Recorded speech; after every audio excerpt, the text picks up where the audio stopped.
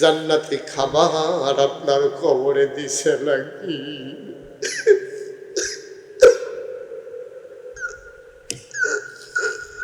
আপনি কি খারাপ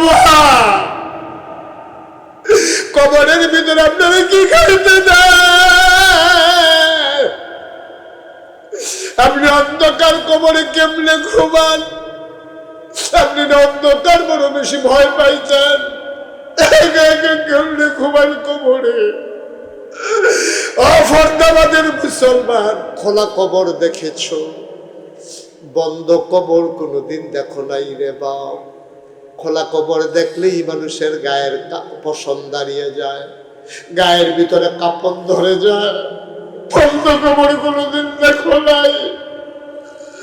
আমি আপনার লোকে কথা কই, আমার আব্বা আমার লোকে একটা কথার জবাব দেয় না। আমি কত কথা কই, আমার আব্বা কোনো জবাব দেয় না। আমি কাঁদতে কাঁদতে আমার বিছানায় যাই।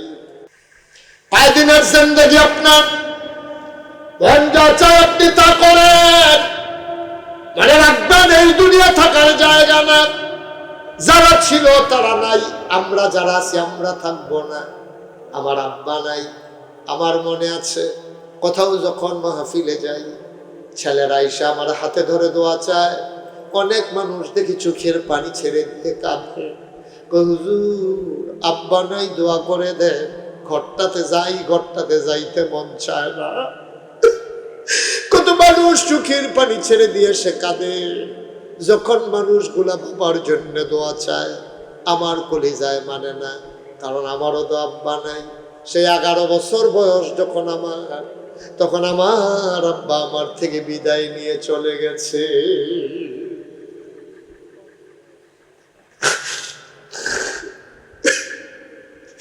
মাঝে মাঝে যখন বাচ্চারা, ওই বাপারা সন্তানেরা দোয়া চায়, মাঝে মাঝে আমার বড় আব্বার কথা বড় বেশি মনে পড়ে।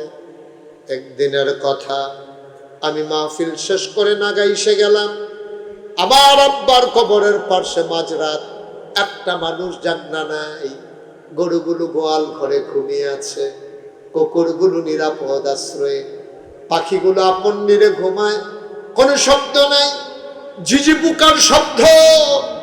গোটা নিথর নিস্তব্ধ কবরস্থান। আমার বড় বেশি মনে পড়ছে আব্বার কথা। আমি আস্তে আস্তে করে বাবার কবরের পাশে গিয়ে বসলাম। আমি বাবার মাথার কাছে বসে বসে কথা বলি, আব্বা ও আব্বা, আপনি আমার চিনছেন নি আব্বা? আমি আপনার মুশতাক ফয়েজি। ও আব্বা, আপনার মুশতাক ফয়েজি ছোট্ট মানুষ ছিল, অনেক বড় হয়ে গেছে। দেশ বিদেশে মানুষগুলো তার কথা শুনে। আব্বা, যারা পরিচিত মানুষ মুশতাক ফয়েজিরে দেখলে সালাম দিয়ে রাস্তার কিনারে দাঁড়িয়ে যায়। ও আব্বা, আপনার যে মাটির কবরে 3টা মার্কিন কাপড় গায়ে দিয়া ঘুম পাড়ানো হলো, আব্বা আপনার মাটির কবর কি জান্নাত হইছে নাকি? আপনার কবর কি মাটি আছে না জান্নাতের বিছানা দেওয়া হয়েছে? আব্বা, জান্নাতি খাবার আপনার কবরে দিছে নাকি?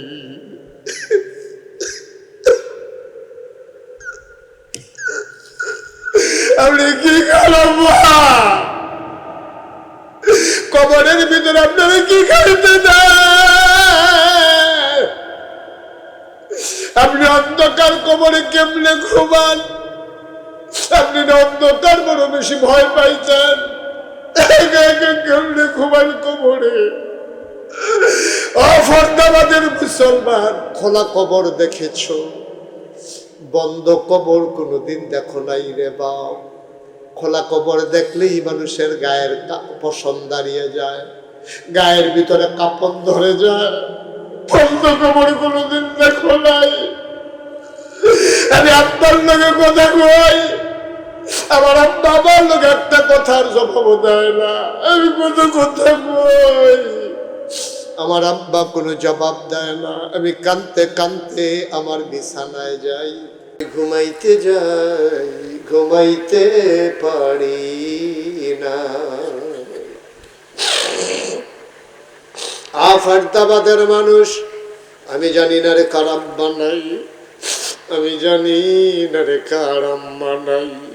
32 বছর মুশতাক ফয়েজি মাহফিল করি, 32টা বছর এই মুশতাক ফয়েজি বাংলার আনাচে কানাচে মাহফিল করি। মাহফিলে কদম দিলে মাহফিলটার ওজন বুঝি।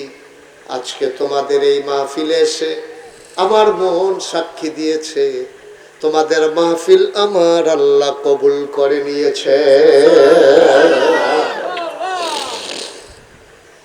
একটা মানুষ উঠে যাবে না, একটা মানুষ চলে যাবে না। সকালবেলা বৃষ্টি হলো, ইচ্ছে করলে বৃষ্টি দিয়া সব লন্ড ভন্ড করে দিলে পারতেন, সুযোগ করে দিয়েছেন মাওলা। ওজন বুঝো নাই, ওজন বুঝো নাই। আমার মন সাক্ষী দিয়েছে মাহফিল কবুল। মাহফিল যেহেতু কবুল, অবশ্যই এই মাহফিলের দোয়াও কবুল, ঠিক কিনা? আজকে সবাই মিলে মায়ের জন্য দোয়া করব, বাবার জন্য দোয়া করব। রে ভাই, একটা লোক উঠে যাবা না, চুপ করে বসে থাকো।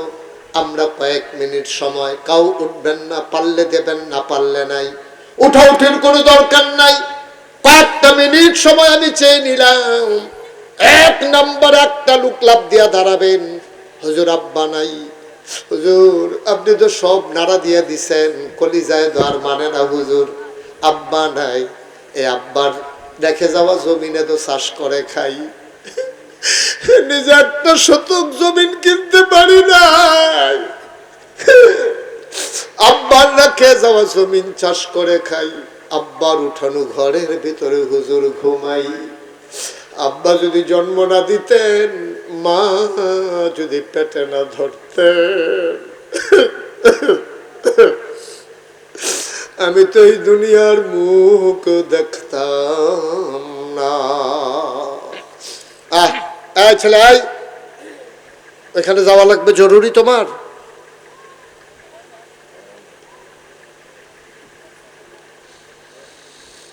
ফরদাবাদের মুসলমান, একটা লোক উঠে যাবা না, চলে যাবা না। মায়ের জন্য দোয়া করে দিয়ে যাবা, বাবার জন্য দোয়া করে দিয়ে যাবা। মায়ের কথা মনে করে, বাবার কথা মনে করে একটা লোক লাভ দিয়া দাঁড়াবা, হুজুর দোয়া করে দেন, বাবার রেখে যাওয়া জমিন চাষ করে খাই, বাবার উঠানো ঘরের ভেতরে ঘুমাই। আহারে মা, তুই মা চিনোস নাই রে, আমার আম্মা আছেন, আমি চিনছি। মা কারে কয়? আমার আম্মা আছে। আমি যখন মাহফিলে রওনা দেই, আমার আম্মার কাছে বলতে যাই, আম্মা আমি মাহফিলে যাই, আমার আম্মা আমার দিকে তাকাই থাকে, ফেল ফেল করে। আমি দেখি মা মাথা ঘুরাইয়া চোখের পানি মুছছে। আমি বলি, আম্মা খুশির খবর, মাহফিলে যাই, কাঁদো কেন? আম্মা আমারে জড়াইয়া ধরে চুমু খায়, ফোফাইয়া ফোফাইয়া কান্দে। ডাক দেয়া কয়, বাবা তুমি তো মাহফিলে যাও, আমি তো ভয়ে ভয়ে থাকি, কত অ্যাক্সিডেন্টের খবর পাই। তুমি যতক্ষণ পর্যন্ত বাসায় না আসো, আমি ঘুমাইতে যাই, ঘুমাইতে পারি না। আমি আমার মায়ের ধরে কান্দি। আমার মা কয়, বাবা কান্দো কেন? আমি বলি, মা তুমি কান্দো, আমার কোন অ্যাক্সিডেন্ট হয়ে যায় কিনা। আর আমি কান্দি, একদিন তো তুমি থাকবা না গো মা, একদিন তুমি থাকবা না, একদিন না একদিন তো তুমি মরেই যাবা। ও মা, আজকে তুমি আমার জন্য না ঘুমাই অপেক্ষা করো, যেই দিন তো কবরে তুমি ঘুমাইবা, কে আমার জন্য অপেক্ষা করবে? একটা লোক লাভ দেয়া দাঁড়াইবা, হুজুর এমন আব্বা, এমন আম্মা কবরে শোয়াইলাম, আব্বার কবর যেন জান্নাত হয়ে যায়, মায়ের কবর যেন জান্নাত হয়ে যায়। এই আশায় 1 নম্বরে একজন লাভ দিয়া দাঁড়াইবা, হুজুর দোয়া করে দেন, এই যে নবীর এই যে আল্লাহর ঘর মসজিদ, টিনের ঘর মসজিদের কাজ ধরা হবে, লক্ষ লক্ষ টাকার দরকার, হুজুর দোয়া করে দেন, আব্বার নামে আম্মার নামে এই মসজিদের কাজের জন্য আমি দিয়ে দেব 1 লক্ষ টাকা। আছেন একটা লোক যে হুজুর ইনশাআল্লাহ বাবার নামে এই এলাকায় মসজিদ হবে, আমার এলাকা, আমি ইনশাআল্লাহ হুজুর কাজের জন্য সুবিধা মতো 1,00,000 টাকা দিয়ে দেবো। আছেন একজন? আছেন? মাশাআল্লাহ। জনাব আলহাজ মোহাম্মদ রফিকুল ইসলাম আবুল ভাই, আমার বড় কাছের মানুষ। আপনাদের এখানে মামার বাড়ি না? এখানে মামার বাড়ি, ওনার নিজের বাড়ি ওই পাশেই। মাশাআল্লাহ। আমার আবুল ভাই অনেক মাহফিল ওনার সাথে আমার দেখা হয়। আমার আবুল ভাই উনি দিলেন 1,00,000 টাকা। বড় মারহাবা। কবুল করো, মঞ্জুর করো, মনের আশা পূরণ করে দাও, দানের হাদিয়া সোনার মদিনায় পৌঁছে দাও। আমায় রোজগারের রহমত আর বরকত দিও।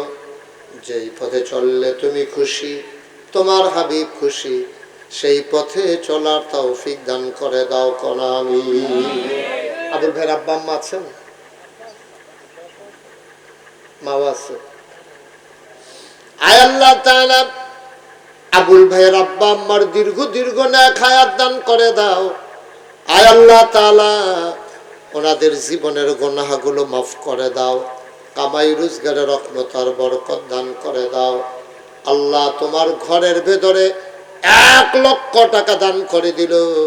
তোমার বন্ধু নবী বলেছেন, আম্বানা লিল্লাহি মাসজিদান বানাল্লাহু লাহু বাইতান ফিল জান্নাহ। যে দুনিয়ার ভিতরে মসজিদ বানাবে, আল্লাহ জান্নাতের ভেতরে তার জন্য ঘর বানাবে। বলো সুবহানাল্লাহ। 2 নাম্বার, একটা লোক লাভ দিয়া দাঁড়াও, হুজুর দোয়া করে দেন। হুজুর অনেক পারবো না। 2 নাম্বারে 1,00,000 পারবো না। হুজুর মায়ের জন্য, বাবার জন্য মন কান্দে, গরিব মানুষ। হুজুর আমি দিয়ে দেব 50,000 টাকা। 1,00,000 পারেন না, 50,000 টাকা দিতে পারেন? একটা লোক নাই ভাই। সব মাহফিল এক মাহফিল মনে কইলেন না, শব্দ এক দোয়া মনে কইলেন না। আছেন একজন? যে হুজুর ইনশাআল্লাহ 50,000 টাকা এই মসজিদের জন্য ইনশাআল্লাহ। ছেলেরা বিদেশে থাকে, আপনি সুবিধা মতো দিয়েন, যখন কাজ ধরে তখন দিয়েন। একটা লোক নাই 50,000 টাকা দেওয়ার মতো?